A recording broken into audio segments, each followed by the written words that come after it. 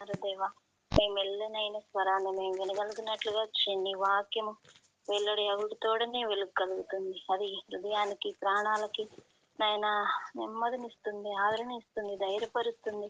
మేము వెళ్తున్న ఈ పరిస్థితులన్నిట్లో మమ్మల్ని ఉజ్జీవింపబరుస్తుంది, పురుకొల్పుతుంది. కనుక అలాంటి నీ మాటలను తలకు పోసుకుంటూ మా హృదయాల్లో తెప్పరిల్లబడి, ఆదరించబడి, ప్రోత్సహించబడి, మా బిడ్డల కొరకు ఎట్టి విధానంలో ప్రార్థించాలో మీ సహాయం మాకు దయచేయమని అయోగ్యురాలను అనుకోని నీ పాదాల చెంత పెట్టుకుంటున్నాను.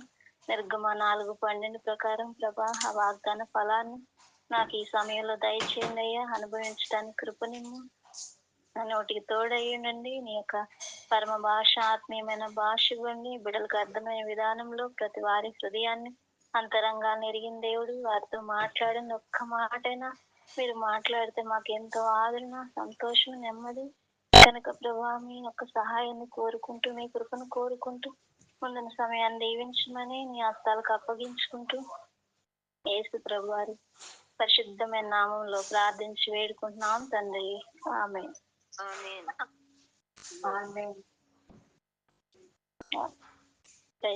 అందరికి ఇక్కడ యెషయా గ్రంథం 54వ అధ్యాయం చదువుకున్నాం కదా. 13వ వచనం, నీ పిల్లలందరూ యెహోవా చేత ఉపదేశం నొందుదురు.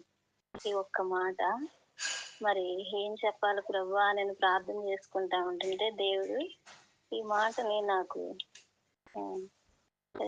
గుర్తు చేశాడండి. మీ పిల్లలందరూ యెహోవా చేత ఉపదేశం పొందుదురు. నిజంగా దేవుడు మన పిల్లలకి ఉపదేశం చేస్తే వాళ్ళంతా దీవించబడతారు, ఎంత ఆశీర్వదించబడతారు. దాని ఫలితం ఏంటంటే నీ పిల్లలకు అధిక విశ్రాంతి కలుగును. ఆయనే ఉపదేశం చేస్తే, ఆయనే వారిని నడిపిస్తే, వారికి బోధిస్తే, వారితో మాట్లాడితే వాళ్ళ జీవితాలకి మనకి కూడా ఎంతో విశ్రాంతి. మరి బైబిల్లో దేవుని ఉపదేశాన్ని పొందుకున్న వాళ్ళు ఎవరు, వాళ్ళని చూసి కొన్ని మాటలు మనం జ్ఞాపకం తెచ్చుకొని ప్రార్థనలోకి వెళ్దామండి. ఆదికాండం 26వ అధ్యాయం చదువుకున్నాము. ఆదికాండం 26వ అధ్యాయం 2వ వచనం చదవండి అమ్మా. ఆదికాండం 26 2వ వచనం. అక్కడ యెహోవా అతనికి ప్రత్యక్షమై, నీవు ఐగుప్తులోనికి వెళ్ళక నేను నీతో చెప్పు దేశమందు నివసించుము. చాలు. నీవు ఐగుప్తులోనికి వెళ్ళక నేను నీతో చెప్పు దేశమందు నివసించుము. ఇక్కడ సందర్భం ఏంటంటే అబ్రహాము. పై వచనాలు చదివితే మనకు అర్థమవుతుంది. అబ్రహాము దినాల్లో వచ్చిన మొదటి కథ. అబ్రహాం తర్వాత, అబ్రహాం తెలుసు కదా, దేవుని యందు విశ్వాసం ఉంచిన వాడు. మరి దేవుడి పిలుపుకి లోబడి తన స్వదేశాన్ని, బంధువులను, ఇంటి వారిని అందరినీ విడిచిపెట్టి దేవుని మాటకు లోబడి వచ్చుట ద్వారా ఎంత ఆశీర్వదించబడ్డాడో మనకు తెలుసు. ఇప్పుడు ఆయనకిచ్చిన సంతానమే ఇస్సాకు. మరి నీతిమంతుల సంతానం ఎవరు? ఇస్సాకు. కాబట్టి మరి మన పిల్లలు, మనం కూడా నీతిమంతులము. మన పిల్లలకి ఇచ్చే దేవుని మాట ఇప్పుడు అబ్రహాం సంతానం, మనమందరం సంతానం. ఈ వాక్యాలన్నీ మనకి. ఇస్సాకు వాగ్దాన వారసుడు. కాబట్టి మన పిల్లలు, మనం నీతిమంతులం కాబట్టి మన పిల్లలు కూడా అండి తప్పకుండా వాళ్ళు దేవుని తెలుసుకున్నా తెలుసుకోకపోయినా నీతిమంతుల సంతానం. కాబట్టి ఈ వాక్యాలన్నీ మనకి, మన సంతతికి వర్తిస్తాయని దేవుడు స్పష్టంగా చెప్తున్నారు. కాబట్టి మరి ఇస్సాకుతో అనే మాటలు మన బిడ్డలకు కూడా వర్తిస్తాయి. దేవుడు మరి ఇస్సాకుతో ఏం మాట్లాడుతున్నాడు? యెహోవా అక్కడ. ఇది ఎప్పుడంటే సందర్భం అబ్రహాము చనిపోయిన తర్వాత మరి ఇస్సాకు తన కుటుంబాన్ని తీసుకొని ప్రయాణమై వస్తుంటే అక్కడికి వచ్చినాక మాట్లాడుతున్నాడు.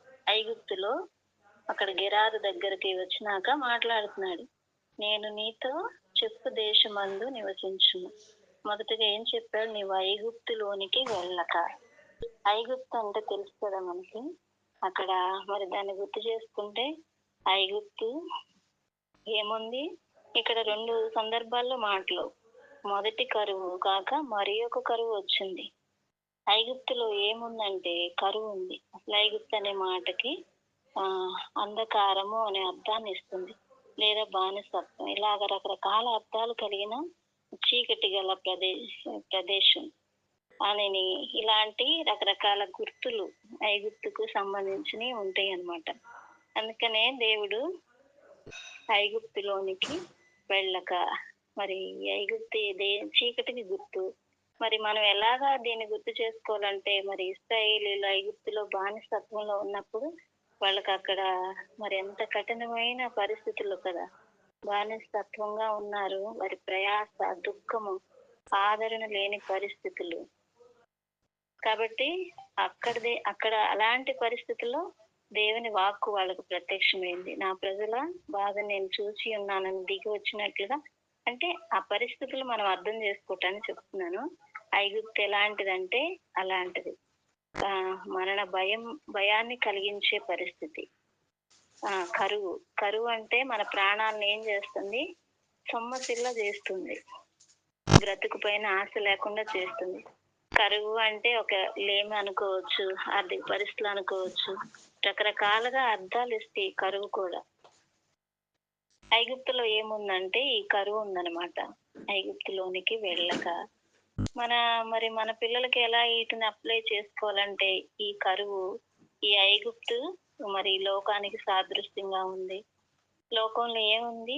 కరువు ఉంది. ఏం కరువు అంటే ఆత్మీయమైన కరువు, దేవుని మాట వినని కరువు, చీకటితో నిండిన కరువు.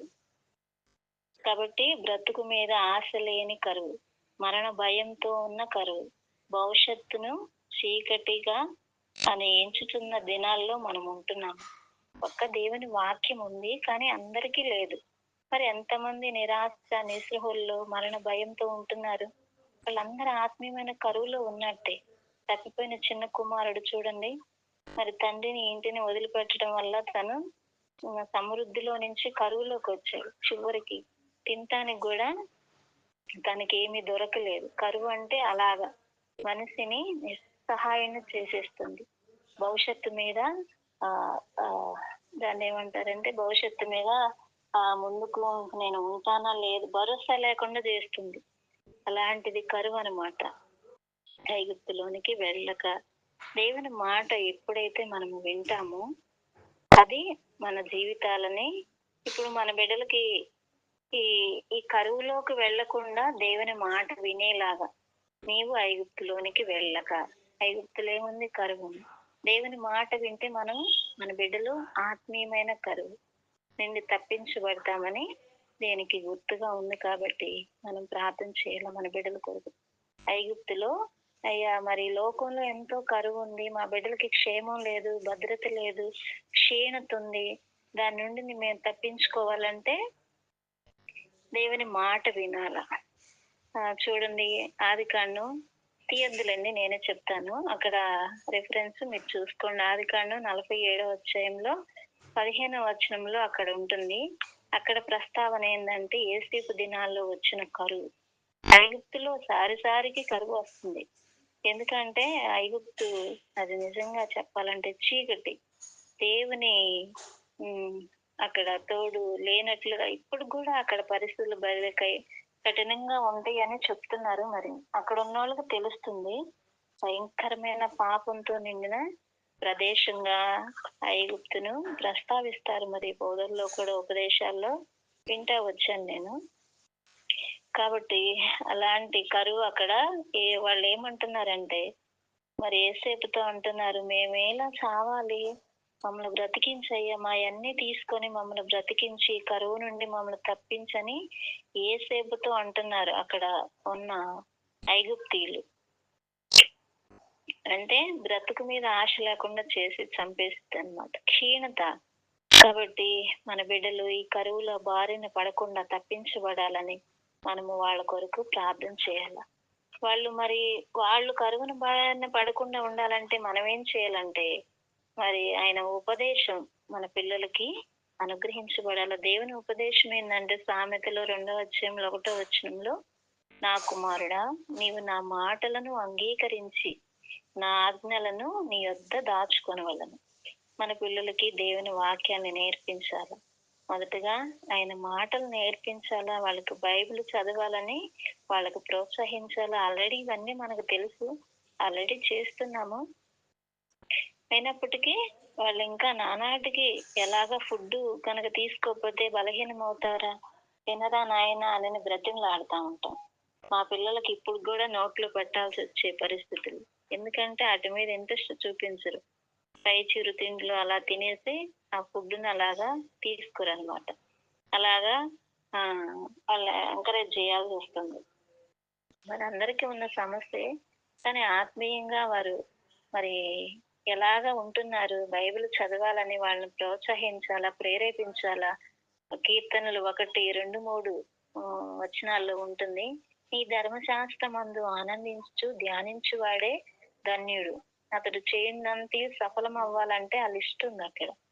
టైం లేదని సరిపోదని చదవట్లేదండి. కాబట్టి మనకు తెలుసు ఆ వచనాలు. ఎవరైతే ఆయన ధర్మశాస్త్రమందు ఆనందిస్తారో, చదువుతారో, వాళ్ళ కార్యాలు, వాళ్ళ పనులు అన్నిటినీ దేవుడు సఫలపరుస్తారు. మన బిడ్డల జీవితాల్లో కూడా ఇలాంటి సఫలత రావాలంటే వారు కూడా ఇటు అనుభవం అనుకుండా రావాల్సిందే. బైబిల్ చదవాలా, దేవుని మాట వినేటట్లుగా ప్రేరేపించాలా, మన అనుభవాలు వాళ్ళతో పంచుకోవాలా, చెప్పాలా. కాబట్టి దేవుని వాక్యం మాట వినాల. ఇప్పుడు నేను నీతో చెప్పునది, నేను నీతో చెప్పు దేశమందు నివసించుము, నీవు ఐగుప్తులోనికి వెళ్ళక. అంటే నువ్వు అక్కడికి వెళ్ళొద్దు, నేను చెప్పినట్టు విను అని దేవుని ఆజ్ఞగా ఇది ఉందన్నమాట. తర్వాత ఏం చేశాడు ఇస్సాకు? వెళ్ళలేదు. అక్కడే ఆ గెరారులోనే అక్కడే ఉంటా వచ్చాడు.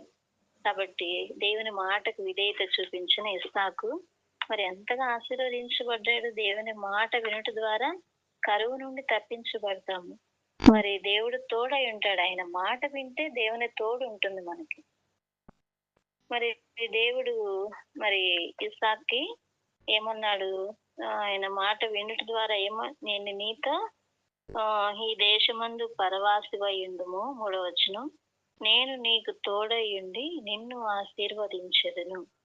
దేవుని మాట వినుట ద్వారా మన జీవితాలకి, మన బిడ్డల జీవితాలకి ఆయన తోడు దొరుకుతుంది. ఎవరైతే ఆయన మాట వినరో ఆయన అలాగా చూస్తా ఉంటాడు. ఇంకా అదే ఆయన మాట వింటే, ఇస్సాకు చిన్నప్పుడే తండ్రి మాటకే, భౌతికమైన తండ్రికి ఎంత విధేయత చూపించాడండి. ఇస్సాకు గురించిన మంచి ప్రవర్తన ఎక్కడ చూడగలం అంటే ఆదికాండం 22వ అధ్యాయంలో. అది చదువుతూ ఉంటుంటే తప్పకుండా ఎవరికైనా హృదయం కదిలిపోయిద్ది, కరిగిపోయిద్ది.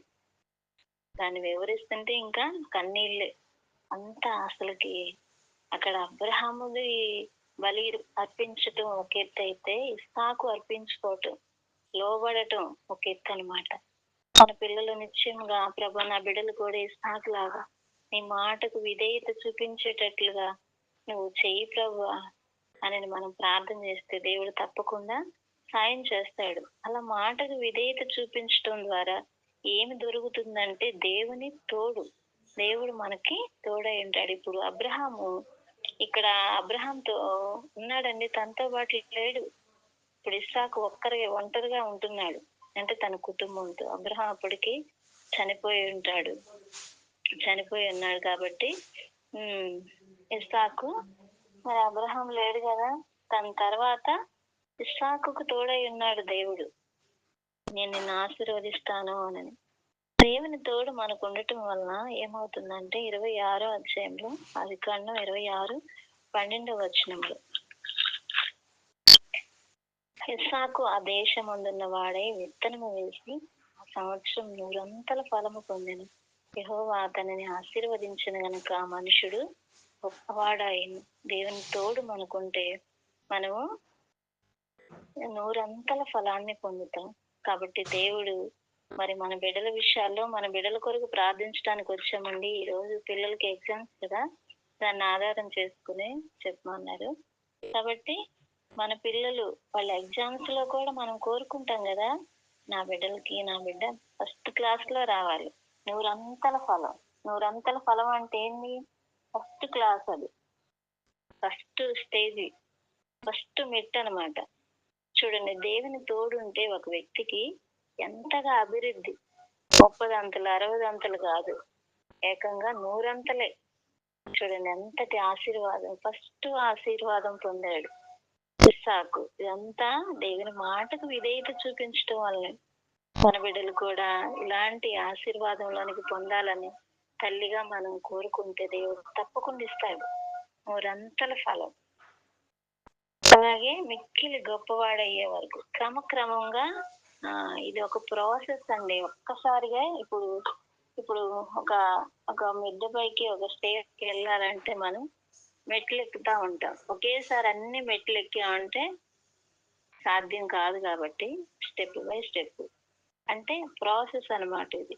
ఈ ప్రాసెస్ గొప్ప స్థితికి వచ్చే వరకు జరుగుతుంది. మధ్యలో ఏ మాత్రం తేడా వచ్చినా మనం ముందుకు వెళ్ళలేము. అంటే దేవుని తోడు మనకు ఉండటం వలన మనం స్టెప్ బై స్టెప్ ఇప్పుడు మన పిల్లలు ఎగ్జామ్స్ రాస్తున్నారు కదండి, వాళ్ళకి ఎన్ని సబ్జెక్టులు ఉంటాయి? 6 సబ్జెక్టులు ఉన్నాయి. వాళ్ళన్నీ మరి 10th క్లాస్లో ఇంకా ఉంటాయి కదా, 11, 12 ఉంటాయి అనుకుంటా. మరి అన్ని సబ్జెక్టులు పాస్ అయితేనే కదా నెక్స్ట్ కి ప్రమోట్ అయ్యేది. ఏ ఒక్క సబ్జెక్ట్ మిగిలినా కానీ ఏముంటుంది, క్వాలిఫై అవ్వలేరు. నెక్స్ట్ కి మళ్ళా అది రాసి మళ్ళా దాన్ని కూడా చూపించి అన్ని టిక్లు ఉంటేనే మన బిడ్డలు నెక్స్ట్ కి ప్రమోట్ అవుతారు. చూడండి, అలాంటి ఆశీర్వాదంలోకి వచ్చాడు ఇస్సాకు. మరి మన బిడ్డలు కూడా ఇలాంటి నూరంతలయ్యా నా బిడ్డలు కూడా నూరంతల ఫలం పొందాల. వారు క్రమక్రమంగా అన్ని విధాల్లో వాళ్ళు అభివృద్ధి అవ్వాలని మనం ఆశపడితే తప్పకుండా ఆయన నీతిని కలిగిన మనము, ఆయన వాక్యాలు, ఆయన వాగ్దానాల ఆధారం చేసుకున్న మనకి కూడా దేవుడు తప్పకుండా ఇలాంటి అనుభవం ఇస్తాడు. ఏ మాత్రం విడిచిపెట్టడు. అలాగే ఆదికాండం 45:18 ఒక మాట ఉంటుంది. మరి యాకోబు అక్కడ యేసేపు అక్కడ ఉన్నప్పుడు కరువు వచ్చినప్పుడు యాకోబు కుటుంబాన్ని కూడా అక్కడికి తీసుకొచ్చారు. ఇస్సాకు ఉన్నాడని తెలిసినప్పుడు వాళ్ళంతా కుటుంబ సమేతంగా ఐగుప్తులోకి వచ్చినప్పుడు అక్కడ ఒక మాట ఇస్తాడు. ఏంటంటే, మీరు ఈ దేశం యొక్క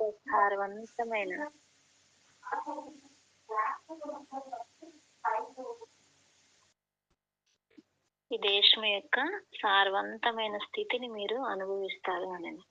కాబట్టి మన జీవితాల్లో మనం దేవునికి లోబడుట ద్వారా మన బిడ్డలు కూడా ఇలాంటి సారవంతమైన స్థితి, సారం అంటే జీవం అండి, దేవునిలో ఉన్న జీవం, సమృద్ధి జీవం. దీన్ని వాళ్ళు భౌతికంగా అనుభవించారు దేవుని ద్వారా ఆశీర్వాదాలు. ఇప్పుడు మనం ఆత్మీయంగా తీసుకోవాలి. వీటిని ఇస్సాకు భౌతికంగా మనకి కనిపిస్తున్నాడు, కానీ ఇస్సాకు స్థానాన్ని మనం ఆత్మీయంగా తీసుకోవాలి. ఆత్మీయంగా తీసుకొని, ప్రభు నేను కూడా నీ మాట వింటానయ్యా, ఈ ఐగుప్తుకు సంబంధించిన నా జీవితంలో, నా కుటుంబ జీవితంలో, బిడ్డల జీవితాల్లో నుంచి తీసివేయి. నీ మాట వింటాను ప్రభు, నీ తోడు నాకు కుటుంబానికి ఇవ్వయ్యా.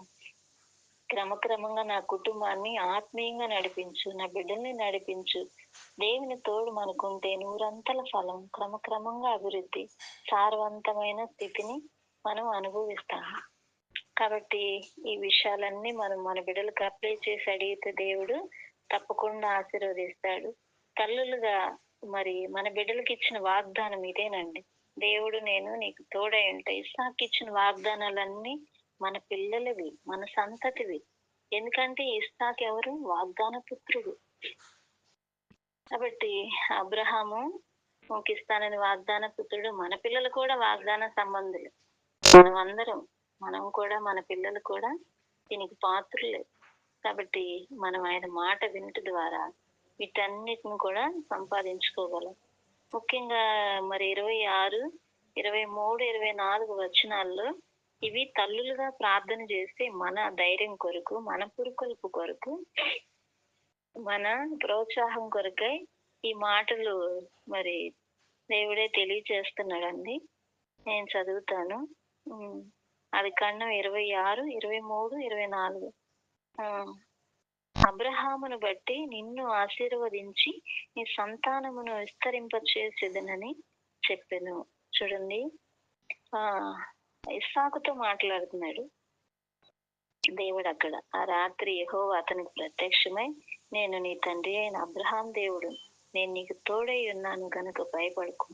నా దాసుడైన అబ్రహామును బట్టి నిన్ను ఆశీర్వదించి నీ సంతానమును విస్తరింప చేసేదనని చెప్పాను. ఇప్పుడు ఇస్సాకుకి దేవుడు చెప్తున్నాడు, నా నా సేవకుడైన నా దాసుడైన అబ్రహామును బట్టి నేను నిన్ను ఆశీర్వదిస్తున్నాను అంటే, ఇప్పుడు ఇస్సాక్కి ఈ ఆశీర్వాదాలన్నీ ఎలాగొచ్చినాయి? మెయిన్ గా చెప్పాలంటే అతను లోబడిన దానికి వచ్చింది ఆశీర్వాదం. కానీ అంతకంటే ముందుగా క్వాలిఫై అయ్యింది దేని వలన అంటే అబ్రహామును బట్టి. అబ్రహాము దేవుని మాటకు విధేయత చూపించడం బట్టి, ఆయన బట్టి, తండ్రిని బట్టి వచ్చిన ఆశీర్వాదం. నేను నిన్ను ఆశీర్వదించేదని, నీ సంతానాన్ని విస్తరింప చేసేదని. అబ్రహాము నీతి, దేవునికి మాట వినటం వలన, విధేయత చూపించడం వలన అలాగా దక్కింది. ఇప్పుడు మనం ఏమి అప్లై చేసుకోవాలంటే, మన పిల్లలు మనకు దూరంగా ఉన్నారు, మరి వాళ్ళు భక్తిగా ఉన్నారో లేదో మనకు తెలియదు. ఉంటారు, తప్పకుండా ఉంటారు. మరి దూరంగా ఉండే వాళ్ళు ఉంటారు. కొందరు ఈ విషయాల్లో మరి భక్తి కొంచెం తక్కువగా ఉన్నోళ్ళు ఉంటారు. మనకే అర్థం అవుతుంది, ఇవన్నీ చెప్పక్కర్లేదు. తప్పుగా అనుకోవాకండి. ఉండొచ్చు, ఉండకపోవచ్చు. కాకపోతే దేవుడు మనకిచ్చే ధైర్యమైన మాట ఏంటంటే, అబ్రహామును బట్టి నిన్ను ఆశీర్వదించేదనని ఇస్సాకుతో చెప్పినట్లుగా, మరి నేను ఎంత ప్రార్థన చేస్తున్నాను, నా బిడ్డలు సరిగా లేరు ప్రభా, మరి వాళ్ళు నీ మాట వింటేనే కదా ఈ ఆశీర్వాదం అని బాధపడతావేమో. నాకు వచ్చింది ఒకసారి ఈ డౌట్ అండి. అందుకే దేవుడు మాట్లాడాడు, నన్ను ఈ మాటలు నాతో మాట్లాడాడు. ప్రభా, నేను ఉన్నాను, నేను మరి నీ ఆజ్ఞల దిశగా పరిగెత్తుతున్నాను, తీర్మానం చేసుకున్నాను. మరి నా బిడ్డలు అలా లేదే, నాకున్నంత ఇది వాళ్ళకి లేదే. వాళ్ళు ఈ యొక్క విషయాలన్నిటిలో నిమగ్నమై ఉన్నారు. చదువులని, ఇయ్యని మందిరానికి సంబంధించి, వాక్యం సంబంధించిన ఆసక్తిగా లేరు ప్రభా. మీరు కోరిన విధానంలో వాళ్ళు లేరు. మరి ఎలాగ వాళ్ళు ఆశీర్వదించబడతారు ప్రభా అని నేను ఒకసారి బాగా ఏడ్చి ప్రార్థన చేసుకుంటే అప్పుడు ఈ మాట నన్ను ఎంతో ధైర్యపరిచింది. కాబట్టి మనం పురుకొల్పబట్టడానికి మాటలండి. అబ్రహాముని బట్టి నేను ఇస్సాకును ఆశీర్వదించాను. నువ్వు మరి ఒక చోట ఉండిద్ది హోషేయ గ్రంథంలో, దాన్ని బట్టి కూడా దేవుడు మాట్లాడు, నువ్వు నా ధర్మశాస్త్రం, నా ఆజ్ఞలు గైకుంటే నేను నీ కుమారుల్ని విడిచిపెట్టను. నువ్వు నా ధర్మశాస్త్రాన్ని మరిస్తే నేను నీ కుమారుల్ని మరుస్తాను. నువ్వు మరవలేదంటే నేను కూడా నీ పిల్లల్ని మరవను అంటాడు దేవుడు. చూడండి, మనకి వాటికి ఎంత లింక్ ఉందో చూడండి. మనం భక్తిగా ఉంటే మన పిల్లల మీద కూడా ఆశీర్వాదం తప్పకుండా వచ్చింది. వాళ్ళు ఎలాగన్నా ఉండి తెలిసి తెలియకుండా ఉంటున్నారు, చిన్నవాళ్ళు. వాళ్ళు ఇంకా మనం ఇంత జీవిత అనుభవంలోకి వచ్చాము కాబట్టి మనమే ఇంకా నేర్చుకోవాలా దేవుళ్ళు. ఎలాగ అబ్రహాం లాంటి విధేయత ఉందా మనకి? లేదు. అలాగ బేషరతుగా లోబడేది ఉందా మనకే తెలియాలి. కాబట్టి అయినా కానీ దేవుడు ఎన్ని చోట్ల నువ్వు నన్ను నమ్మావు, నా యందు విశ్వాసం ఉంచావు కాబట్టి నిన్ను బట్టి నీ సంతానాన్ని నేను దీవిస్తానంటున్నాడు. తల్లులుగా మనం ఎంతో పురికొల్పబడవలసిన మాట అండి. నిన్ను బట్టి నీ సంతానాన్ని నేను విస్తరింప చేస్తానంటున్నాడు. కాబట్టి మరి ఇప్పుడు మన పిల్లల కోసం మనం ఎగ్జామ్స్ లో వాళ్ళు ఉంటున్నారు, వాళ్ళ కోసం ప్రార్థన మన ప్రార్థనలన్నీ ఆలకించబడతాయి. మరి పక్షపాతం లేని దేవుడు కదా, అబ్రహాము కుమారుణ్ణి ఎలాగ ఆశీర్వదించాడు, మనల్ని కూడా. యెషయా గ్రంథం 30 అధ్యాయంలో ఉంటుంది ఒక మాట. ఈ మాట చూసుకొని మనం ముగించుకున్నాము. 30 అధ్యాయం 19, 20 వచనాలు చదవండి ఎవరన్నా, అవకాశం ఉంటుంది. యెషయా గ్రంథం 30, 19 వచనం, 20. సియోనులోను యెరూషలేములోను యొక్క జనము కాపురం ఉండును. జనమా, నీవిక ఏమాత్రము కన్నీళ్లు విడువవు. ఆయన నీ మొర విని నిశ్చయముగా నిన్ను కరుణించు. ఆయన నీ మాట వినగానే నీకు ఉత్తరం ఇచ్చును. ప్రభు నీకు ఆయన చెప్తే, ఇక మీదట నీ బోధకులు దాగి ఉండరు, నీవు కన్నులార బోధకులను చూచెదవు. మీరు కుడి తట్టైనా ఎడమ తట్టైనా తిరిగినను ఇదే త్రోవ, దీనిలో నడువుడి అని నీ వెనక నుండి ఒక స్వరము, ఒక శబ్దము నీ చెవులకు వినబడును. అక్కడ మనం చదువుకున్నాం కదా, యెహోవా నీ పిల్లలకు ఉపదేశం చేయనని మనం చదువుకున్నాం కదండి. దేవుడు మనకి ఉపదేశం చేస్తున్నాడు, మన పిల్లలకు కూడా ఉపదేశం చేస్తున్నాడు.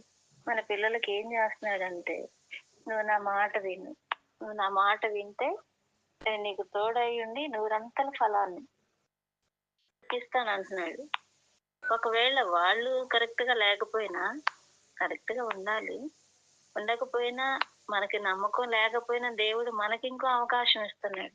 ఏంటంటే, అబ్రహామును బట్టి ఇస్సాకును ఆశీర్వదించినట్లుగా నువ్వు నీతిగా ఉంటే, నువ్వు నా ఆజ్ఞలు గైకొంటే, నీ ద్వారా నీ సంతానాన్ని నేను ఆశీర్వదిస్తాను, తప్పకుండా ఆశీర్వదిస్తాను అని చెప్తా అంటున్నాడు.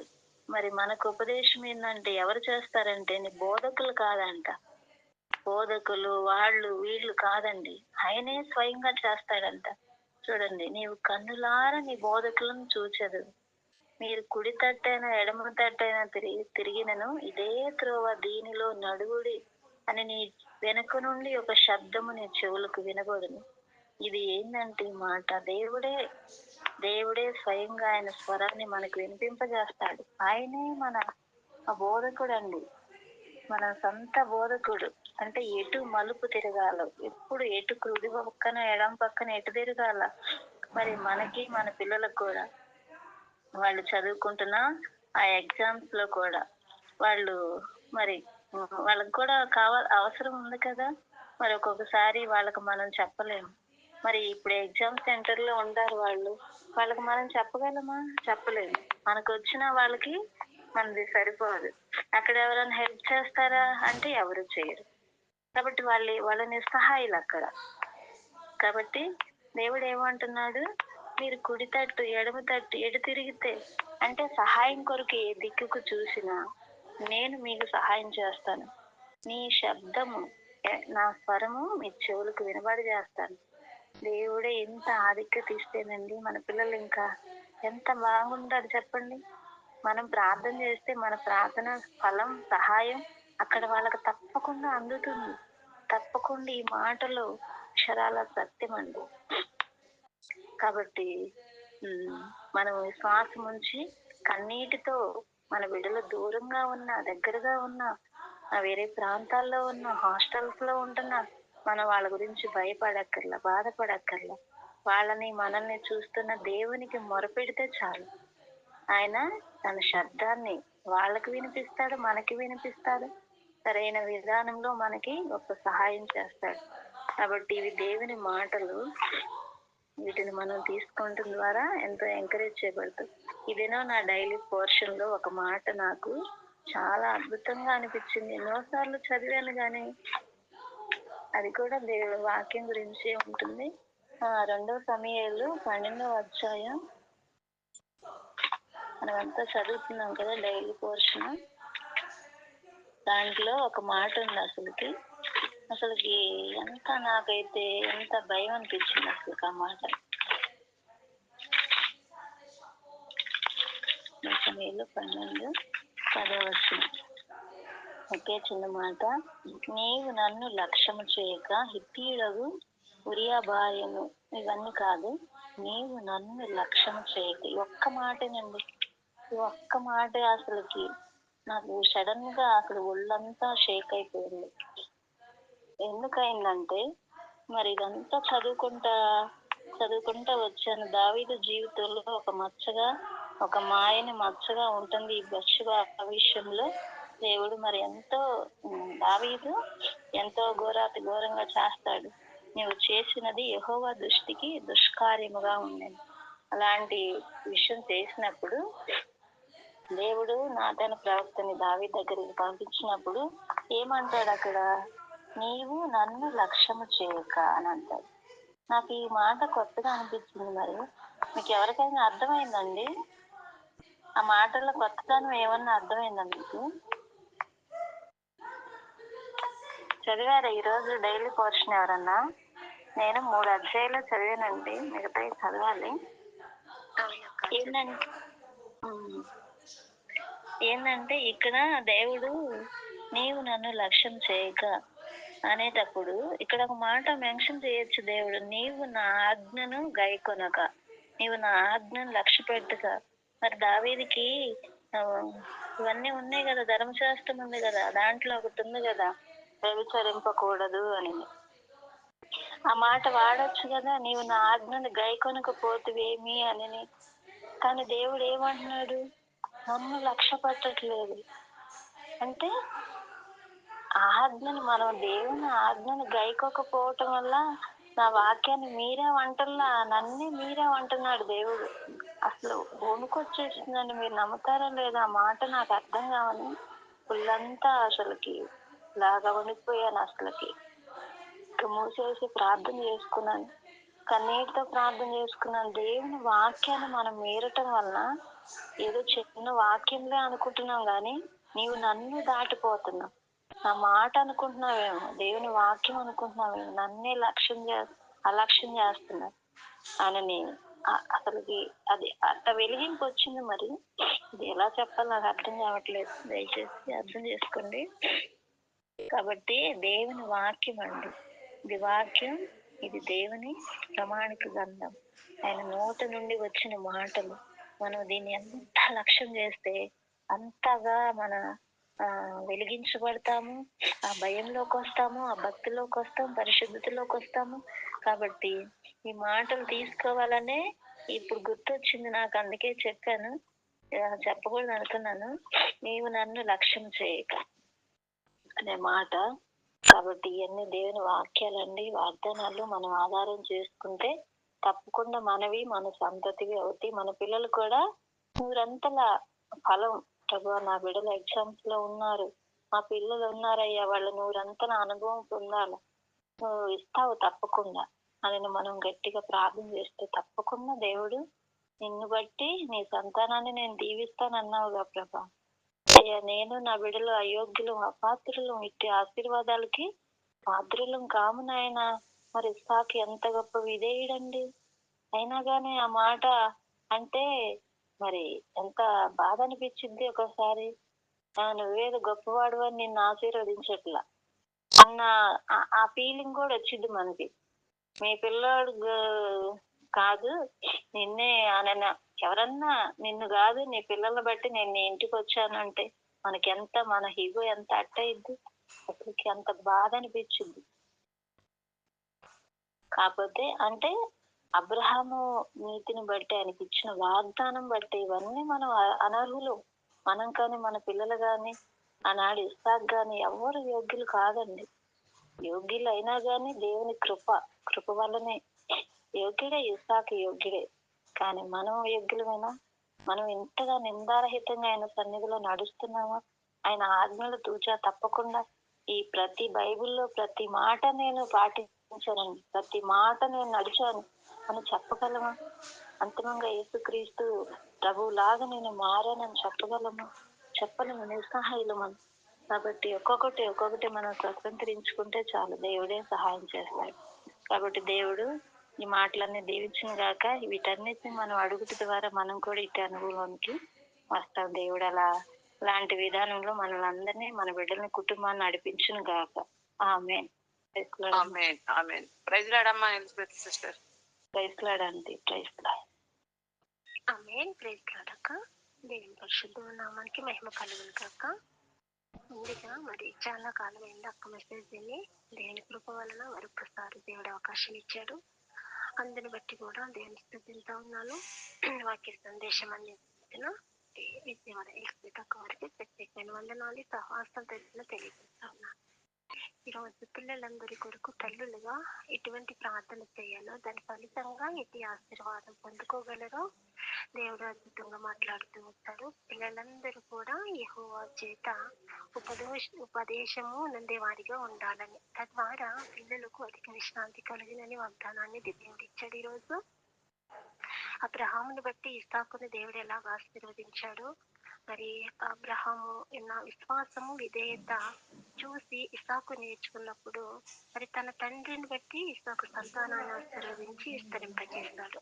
కాబట్టి ఆ విధంగానే పిల్లలు కూడా మరి తల్లులుగా మరి చెప్పేటంత దాని కాదు కానీ ఒక తల్లిగా కన్నీటి ప్రార్థన కలిగి ఉన్నప్పుడు వారి పిల్లలు మరి ఎంత అభివృద్ధిలోకి వస్తారో, ఎంత ఆశీర్వాదం అందుకుంటారో. నూరంతల ఫలం ఇసాకు మరి కరువులోనంటూ పంట వేసినప్పుడు నూరంతల ఫలాన్ని పొందారు. పిల్లలు కూడా నూరంతల ఫలం అంటే బిడ్డలకు మంచి క్లాసులు రావాలంటే తల్లి ప్రార్థన ఎంతో అవసరమని దేవుడు మాట్లాడుతూ వస్తాడు. కాబట్టి ఐగుప్తు అనగా చీకటి, శ్రమ, బానిసత్వం అంటే లోకము. ఈ లోకములో పిల్లలు మరి ఉండకుండా అంటే పాపములు పిల్లలు ఉండకుండా దేవుని ఉపదేశము ద్వారా అంటే తల్లులుగా మరి పిల్లలకు బోధించే విధానాన్ని బట్టి ఉంటది.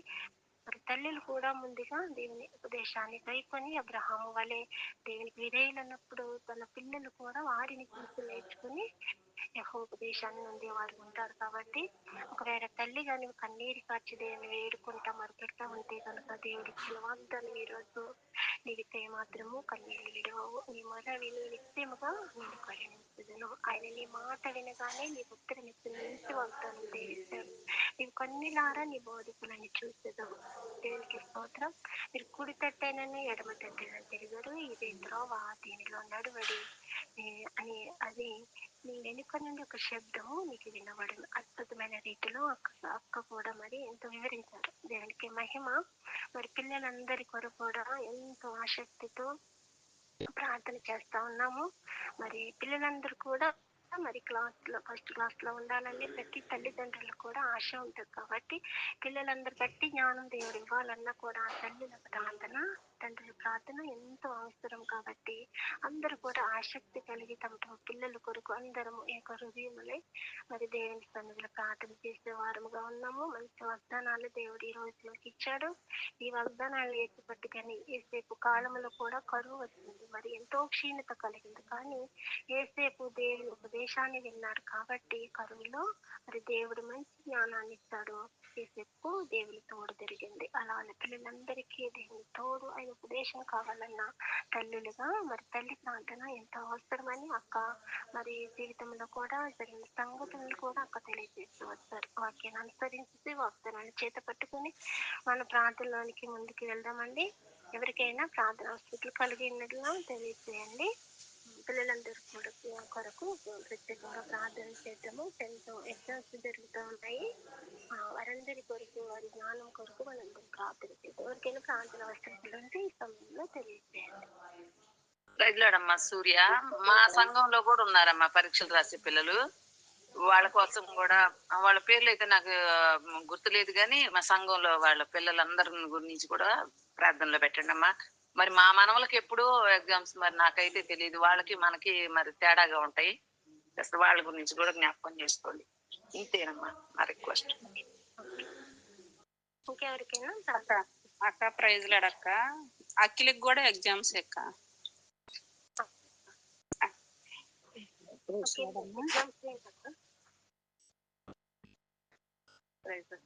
అందరికి ప్రైజ్ లోడ్. ఈ రోజు వాక్యము మీ పిల్లలు యెహోవా చేత ఉపదేశం నందుకు అది నా వాగ్దానం సిస్టర్, నా ఇయర్ ప్రామిస్. యాక్చువల్ గా నేను మొన్న కూడా మా చెల్లితో డిస్కస్ చేస్తాను. దేవుడు ఇలా చెప్పాడు, నాకు ఏంటి అంటే నాకు ఎక్కువ క్లారిటీ లేదు దీని మీద. సో ఈ రోజు సిస్టర్ ద్వారా దేవుడు మళ్ళీ మాట్లాడుతూ వచ్చాడు. ఆ వాగ్దానాన్ని ఎలా దేవుడు మనకి ఆ వాగ్దానం ఇచ్చాడు అని చాలా థ్యాంక్స్ సిస్టర్. ఇంకా మా బాబుకు కూడా పెద్ద బాబుకు కూడా ఈరోజు 10th exam sister. Anvith Solomon దయచేసి ప్రార్థన చేయండి సిస్టర్. Thank you. మన హృదయం అద్భుతమైన రీతిలో మనతో మాట్లాడతాం. మొన్ననే నేను రాజ్ కుమారి అక్క మెసేజ్ ఇచ్చేటప్పుడు అక్కకు వచ్చిన అడిగారు, ఇది అక్క ఎలిజబెత్ అక్క క్వశ్చన్ అడిగినప్పుడు మనసులో అనుకున్నాను, అక్క మాటలు అక్క వాక్యం ఎన్నాళ్ళైంది తండ్రి అని మనసులో అనుకున్నాను. దేవుడు వెంటనే ఈరోజు వాక్య సందేశం అందించేలా దేవుడు చేస్తాడు. మన మనసులో ఎరిగిన దేవుడు. Thank you sister. ఇంకెవరికైనా ప్రార్థన అవసరం పెట్టండి. రోజులోడమ్మా, ఈరోజు ప్రసన్న బాబు పుట్టినరోజమ్మా. ఎన్నో దినంలోపు ఎన్నో అపాయాల నుండి దేవుడు ఎంతగానో కాచి కాపాడమ్మా. మీరెంతగానో ప్రతి దినము ప్రతి సహోదరి ప్రసన్న బాబుని విడవకుండా ప్రార్థన చేస్తున్నారమ్మా. ప్రశాంత్ బాబు రక్షణలోకి రావాలని, గతించిన దినములన్నీ కాచి కాపాడాడు. నూతన సంవత్సరంలో కూడా దేవుడు మీ ప్రార్థనలో జ్ఞాపకం చేసుకోండి. బిడ్డ మారాలని, రక్షణలోకి రావాలని. అలాగే మా తోడుకోడలు కుమార్తె సోని అమ్మ, తను కూడా ఎగ్జామ్ అమ్మ. అలాగే మా కుమార్తె కూడా ఎగ్జామ్ అమ్మ. ప్రేర్ చేయండి. Praise Lord. అక్కడ సోనీకి ఏం ఎగ్జామ్ అక్క? 10th క్లాస్ అమ్మ. ఓకే ఓకే, ఏమన్నా ఇవాళ సిబిఎస్ఈ సిలబస్ మ్యాథ్సే కదండి ఎగ్జామ్ ఇప్పుడు? Maths sister, maths. అదే 10th క్లాస్ పిల్లల కొరకు మనం ఓన్లీ ఆ పేర్లే ఎక్కువ పోస్ట్ చేయబడతాయి. అవే ప్రార్థన చేద్దామండి. ఒకటి గమనించండి దయచేసి. ప్రేర్ చేస్తూ ఉన్నప్పుడు మనము బైబిల్ రీడ్ చేసి అక్కడ పోస్ట్ చేస్తూ ఉంటాం కదా కంప్లీటెడ్ అని. దయచేసి అంటే ఈ యొక్క ప్రేయర్ టైం అయిపోయిన తర్వాత అయినా పోస్ట్ చేయండి. అంటే ప్రేయర్ చేస్తూ ఉన్నప్పుడు, ప్రేయర్ రిక్వెస్ట్ పోస్ట్ చేస్తూ ఉన్నప్పుడు అందరూ అది కొంచెం డిస్టర్బ్గా ఉంటా ఉందని సిస్టర్స్ తెలియజేశారు. ప్రేయర్ స్టార్ట్ అవ్వక ముందైనా పోస్ట్ చేయండి. ఒక 4-5 అవర్స్లో ఇది కంప్లీట్ అవుతుంది కాబట్టి అప్పటి వరకు రీడ్ చేసినా కానీ వెయిట్ చేసి తర్వాత పోస్ట్ చేద్దాము. అది గమనించండి ప్రతి ఒక్కరు ఎగ్జామ్స్ టైంలో.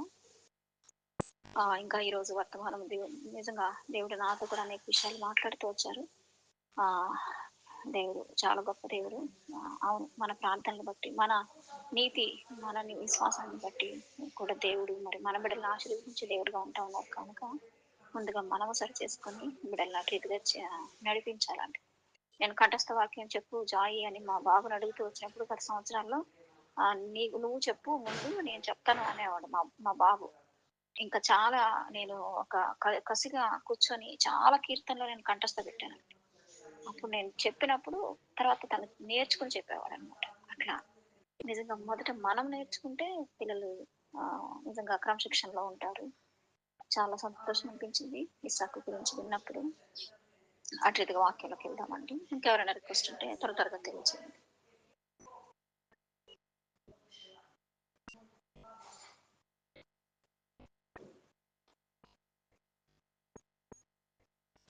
ప్రేస్తున్నాడమ్మా.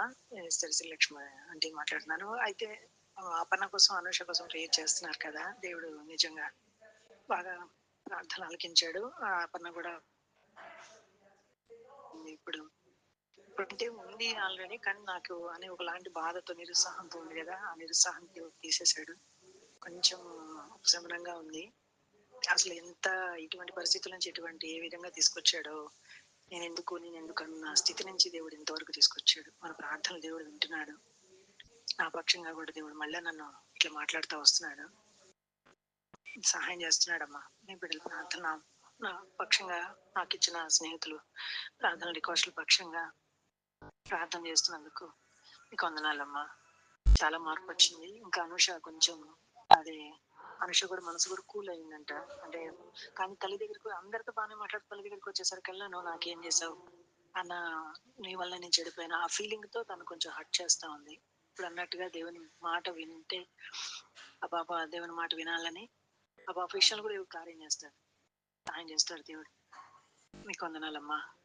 Praise the Lord. Okay, praise Lord అక్క. ప్రార్థన చేద్దాము. ఇంకెవరికైనా ప్రార్థన అవసరతలు ఉన్నాయండి? లేని ఏదైనా మొదటి ప్రార్థనగా దేవుని దాస్తాలు థామస్ గారు మొదటి ప్రార్థన. అని మా మేనల్ వాళ్ళ కూతురు కూడా 10th క్లాస్ అయినాక తన కొరకు కూడా ప్రే చేయండి. ఎంతక్క, ఏం పేరు అన్నారు? విన్ని. ఓకే.